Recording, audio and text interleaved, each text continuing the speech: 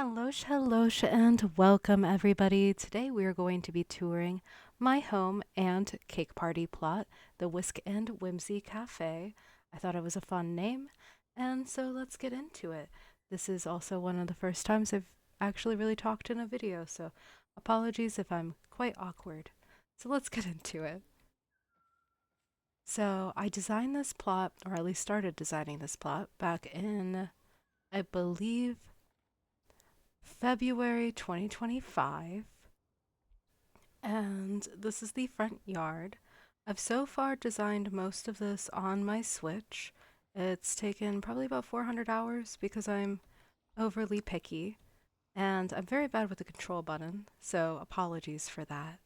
But many of my community members on Twitch have asked me to make this a video, like a little video walkthrough, so it can be forever remembered before I get rid of the pumpkins and or make any more changes to it. So I designed this plot specifically for cake parties, as I had mentioned.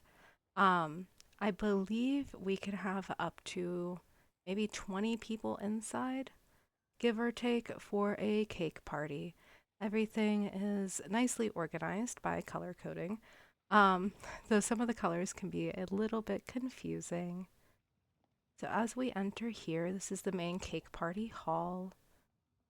Here we have where batters stand, because batter is brown. I thought that was cute when I set it up. And then we have green for sweet leaf. On the other side, I made sure I've actually found a couple of things on Pinterest about these shelves that I did there. And so I can't take full credit for that because that was a Pinterest idea.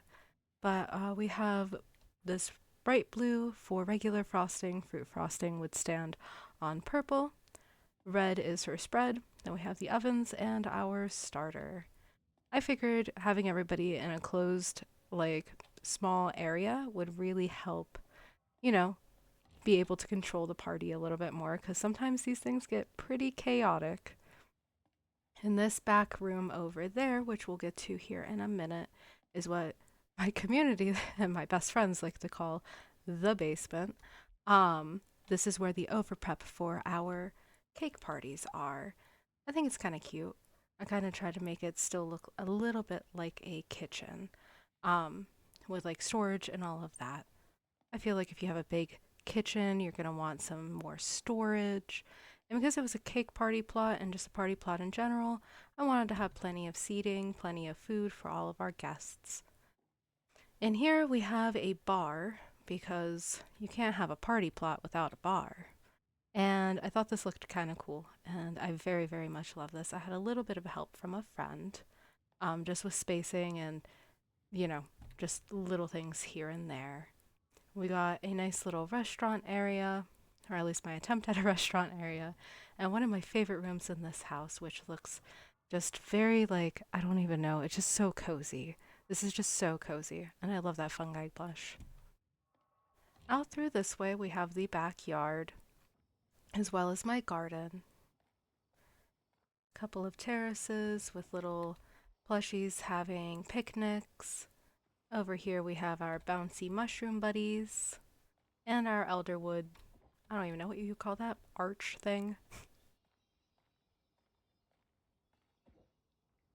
I wanted to fill up the backyard using bigger objects because, we do have an item limit. So, and when I first designed this, the item limit was around 3,000. It wasn't the 3,500 we have now. Back here, I keep my apple trees for the cake parties because I typically do fruit frosting if I'm not being a starter. Typically, I don't like to be the starter because on stream, I need to talk to people and not focus on starting the cakes.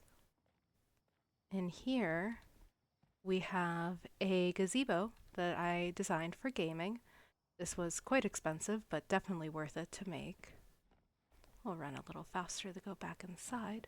And into the basement we go, or what my friends like to call a basement. We have a nice little area for crafting, and this is our overprep area. Nothing too wild, nothing too special, but I still love it. All right, so now we're going into the next room, which is another, what do you call this? A dining room. Words have escaped my brain. In here, we have just all sorts of different foods that I had made, a little like kitchen nook, all sorts of fun things. And in here is my personal private kitchen. Obviously, not so private because people can run into here, but I like to believe this is my character's personal little kitchen. It's everything that you would need to make mostly all of the recipes by yourself. And here we have a storage area, basically like a very large pantry. Behind me in that little room was the modification bench. And no house is complete without a little living area. So in here we have our living room. A little bit cluttered, but very nice, very cozy. Some bookshelves, got that idea from Pinterest. And in here, my bedroom. Lots of plushies. I need to put more plushies in here. And here we have a full bathroom with a kitchen with a sink, a toilet, and a bathtub. Everything a girl would ever need. And as we come out here, this is where I keep all of my crafting, as well as a special little area for my character, a little cozy outdoor like bed area. I thought that looked really nice. I'd definitely sleep there. In this first pavilion gazebo, I think this is a gazebo. Either way, we have our crafters. For these ones, this would be for fabric and wood. And the one across from it, we have things that process stone.